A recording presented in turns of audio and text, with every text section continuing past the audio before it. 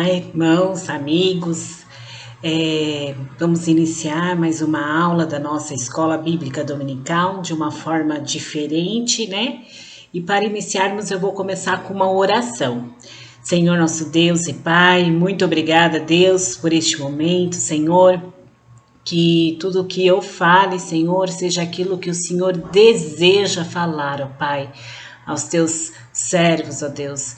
Em nome de Jesus, nos colocamos, Senhor, à tua disposição para aprender um pouco mais da tua palavra, que primeiramente falou ao meu coração e que possa, Senhor, falar aos corações daqueles que estão ouvindo, Deus. Abençoe, Senhor, a necessidade de cada um, Senhor, e visita, Senhor, cada pessoa, cada família, cada lar. Visita a tua igreja, Pai. Em nome de Jesus, assim eu oro. Amém.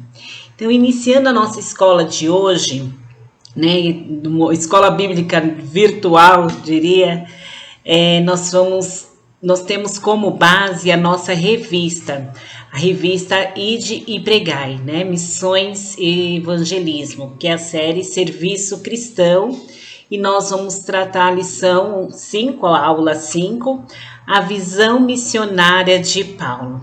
Estou com uma grande responsabilidade falar desse missionário, né? Essa pessoa, esse expoente do cristianismo.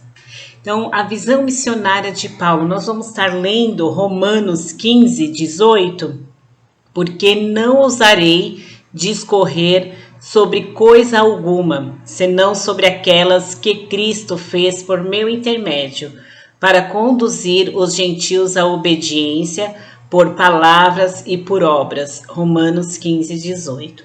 Então, nós vamos falar um pouquinho da vida de Paulo, né? A sua vocação, a sua visão, o que ele tinha, né, como objetivo principal, né? Para que ele vivia, o que ele respirava, né? Nós, conhecendo um pouquinho da história de Paulo, que começou lá no livro de Atos, nós vimos que antes, né, ele era conhecido como Saulo, mas vamos deixar mais para frente para conversar um pouquinho.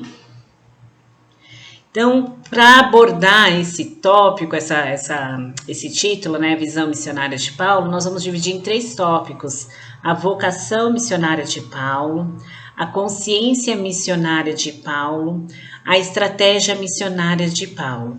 Vimos que Paulo, ele teve, né, após sua surpreendente conversão, ele teve um chamado, né, um encontro que mudou a sua vida. E ele é conhecido como um grande, né, missionário, expoente do cristianismo, embaixador de Cristo, porque ele vivia, respirava, né, por Cristo, né, para que outras pessoas tivessem aquele encontro que ele teve com Cristo. Então vamos lá para o primeiro tópico, a vocação missionária de Paulo. Vamos ler Atos 9, de 3 a 5. Em sua viagem, quando se aproximava de Damasco, de repente brilhou ao seu redor uma luz, vinda do céu. Ele caiu por terra e ouviu uma voz que lhe dizia: Saulo, Saulo, por que você me persegue? Saulo perguntou: Quem és tu, Senhor? Ele respondeu: Eu sou Jesus, a quem você persegue. Que encontro, que experiência, né? Que mudou a vida de Paulo. Após esse encontro, creio que Paulo teve uma outra visão. Creio não, né? Ele teve uma outra visão, uma outra vontade de viver, né? Então, nós vamos ver que a vocação de Paulo partiu daí, desse primeiro encontro. E ele teve um encontro com a pessoa mais importante da vida dele, que foi Jesus Cristo. Então, em Atos 26, de 16 a 18, diz assim: Agora levanta-se, fique em pé, Eu lhe apareci para constituí-lo servo e testemunha do que você viu a meu respeito, o do que lhe mostrarei.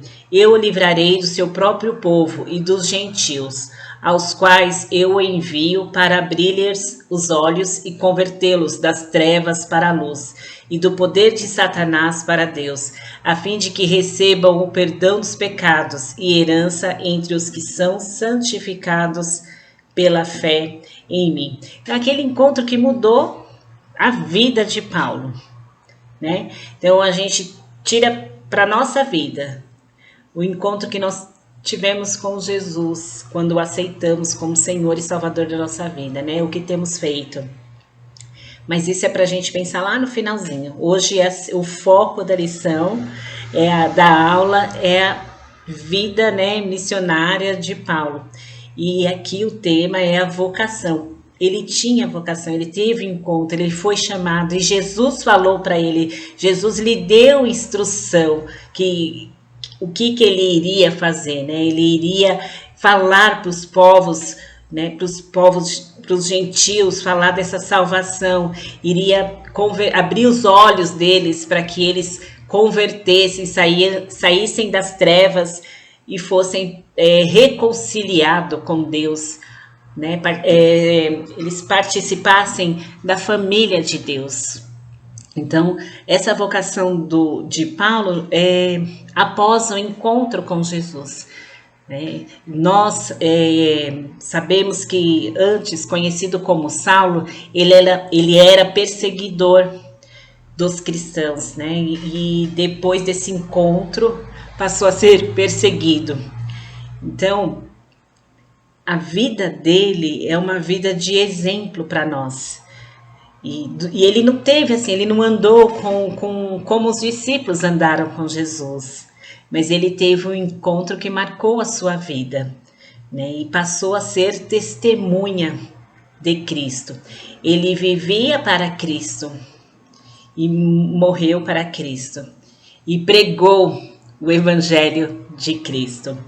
Então, ele teve essa chamada divina, ele teve coragem. Então, nós vamos encontrar diversos textos da Bíblia, quando Paulo viaja para plantar as igrejas, né, as viagens missionárias de Paulo, ele planta as igrejas, deixa instruções e acompanha, né, cada desenvolvimento, cada dificuldade, ele tem uma palavra de exortação.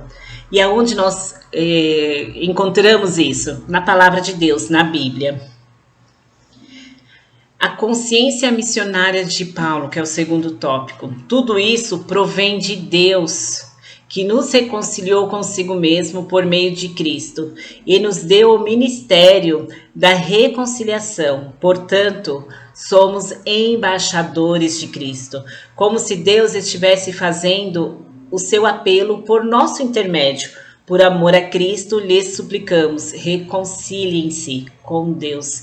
2 Coríntios 5, 18 e 20. Então, ele tinha convicção, ele tinha consciência, ele sabia o que ele estava pregando. E não por mérito dele, mas por meio de Cristo.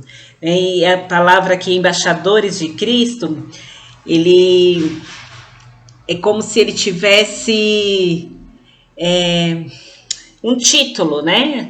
Mas o título dele era embaixador de Cristo, né? Não era rei, não era príncipe, ele era simplesmente embaixador de Cristo. Pregava, né, a palavra de Deus. Então, nós vamos dar continuidade e toda essa visão missionária que Paulo tinha, né, ele tinha consciência e não era feito de qualquer forma. Ele tinha uma estratégia missionária. Né? Não me atrevo a falar em nada, exceto daquilo que Cristo realizou por meu intermédio, em palavras e em ação, a fim de levar os gentios a obedecerem a Deus pelo poder de sinais e maravilhas e por meio do poder do Espírito de Deus, Assim, desde Jerusalém e arredores até Ilírico, proclamarei plenamente o evangelho de Cristo. Então ele tinha um plano, uma estratégia. Ele não falava nada ele não falava de Cristo de qualquer forma, né? Ele tinha a orientação do Espírito Santo de Deus. Ele que nos orienta, ele que capacita, ele capacitou Paulo, ele me capacita e capacita você, né? E Paulo, ele usou assim dessa estratégia para falar do amor, né, do evangelho de Cristo, do amor de Deus à humanidade. Então ele respirava isso, ele era focado nessa, e tudo que ele fazia era em prol de proclamar o evangelho, de conduzir os gentios, né, ao evangelho, de não por palavras, né? Ele não só falava, mas ele vivia, porque a gente, o ser humano, né? A criança ela aprende muito com o lúdico. Eu também, por isso que muitas vezes a gente utiliza de recursos visuais para poder falar, ensinar ou ajudar, porque é mais fácil para aprender. Paulo também, ele usava da sua vida como testemunha para pregar o evangelho de Cristo. Então, a visão, e terminando, né, a visão missionária de Paulo, nós vamos estar concluindo que ele deixou para a gente um legado. Ele deixou, ele teve uma, deixa eu só dar uma olhadinha aqui.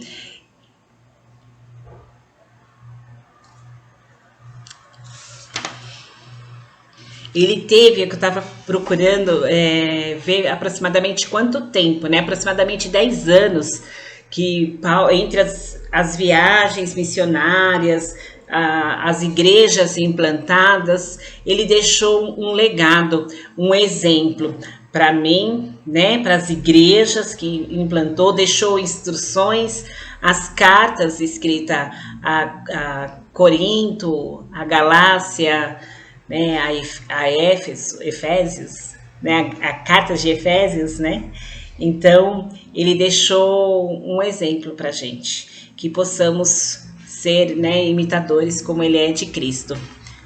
Que Deus possa, que sigamos o exemplo do apóstolo Paulo e que Deus possa abençoar cada um. Amém.